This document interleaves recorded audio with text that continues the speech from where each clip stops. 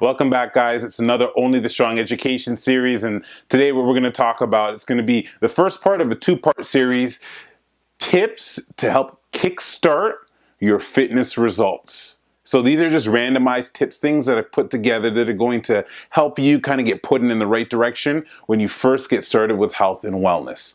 So number one tip, so social media. This thing, social media, it's been a godsend. You see, there's so many different platforms for us to express ourselves now. We have the YouTube platform, we have the Instagram, we have Facebook that's been around for forever. Social media can absolutely be a blessing, and it can absolutely be a curse at the same time. Understand this, if you're getting started with your health and fitness journey and you're taking that first foot forward and you're saying, I'm going to do this, you need to take social media and kind of put it on the back burner a little bit. Very often what we do is we go on social media and we idolize people that we see. We stare at their body, we objectify them, and we say, they look so this, whether it's good or whether it's bad.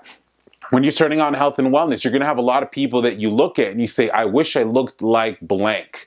I'm here to tell you that most of social media that you see is not real. It's fictitious. I had a client say to me one time, she's like, it's so crazy how fake social media can be. People don't realize that it's not reality that they are posting. And I followed up. I said, absolutely. When was there ever a point when you actually posted what was going on in your life? When you had a terrible breakup, did you take a picture of yourself crying, in bed and said, oh my God, I just had a terrible breakup? No, we like to post snapshots of our life that make us look the best. We want us to be framed in the best light possible. That's why social media can be very scary to the beginner fitness enthusiast, because we can't tend to differentiate. Some of the people that you see on there that look outstanding, amazing, fantastic are not real. And when I say not real, I don't mean flesh and blood. Yes, they're flesh and blood, but they pay people something to do themselves, but they pay people hundreds of thousands of dollars to make them look a certain way, a nip here, a tuck there, an airbrush here, so that when I post this picture, you, the viewer, will want to objectify and eat the image. It's actually called eating the image.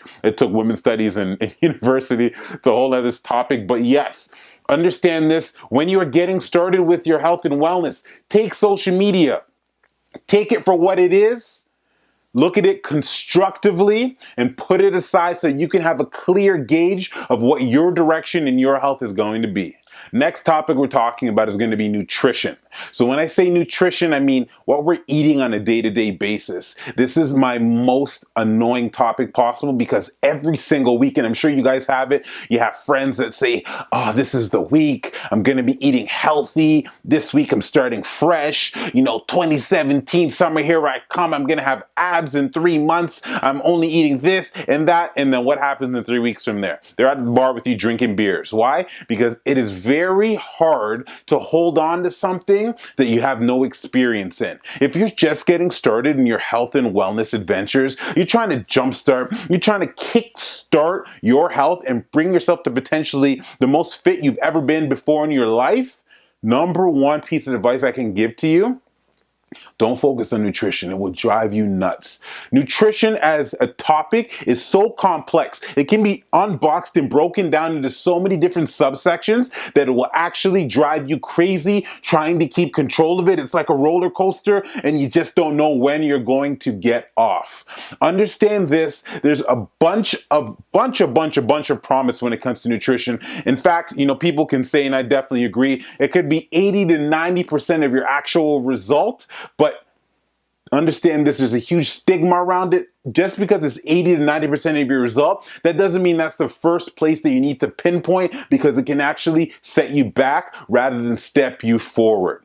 Before you start thinking about nutrition and eating and regimenting my day consistently, I want you to think about why you want to eat this way.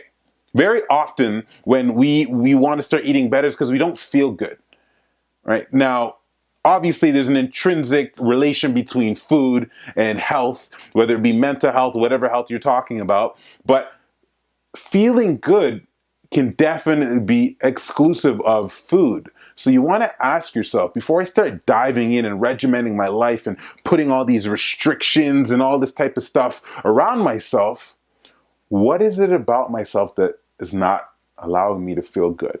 And if you can target that, that will be the first place that you're going to be able to really kind of get a grip of your health and wellness so that you can make a good run at this result.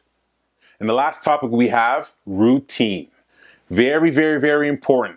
Every single time people get started with their health and wellness, they just throw themselves into it and say, I'm just going to do this. I'm going to see where it goes. I'm going to make it happen. I'm going to do mindless things that I saw on bodybuilding.com and Muscle Magazine, this and all this type of stuff. And then what ends up happening, 90% of them aren't successful, and it's because we don't have a structure. We don't have a routine. If you yourself are looking at this video and you're saying, hey, you know, I haven't gotten to where I want to go, or maybe I haven't started and I've said for so many years I want to make this happen, that's okay. The number one thing when it comes to your fitness is self-awareness. Very often people will talk to me and I can tell they're not self-aware because they will be making excuses and reasons for their excuses and reasons. And I don't say anything. It's not up to me to make you self-aware. Self-awareness is awareness of self. That is something that comes progressively over time. The first step is to understand that I may not be there and I understand why I am not there. These are the limiting factors. This is what I'm doing to contribute to those limiting factors. A routine comes in place because it's an understanding, it's an agreement that I have with myself to eventually get on track. It might not be tomorrow, it may not be next week, but I know that if in 1 month's time, when my time is more free, I want to take a run at this. I'm opening up my calendar, I'm putting it in. I can only do 3 days a week, Monday, Wednesday, Friday, 4 p.m. I'm going to be there. I'm telling everybody and their mother, my best friend, my ex-friends, my ex-boyfriend, fiance, everyone's going to know that I'm going to make this run. The more that I tell people, the more that it's out there, the more that it becomes real and I hold myself accountable to it.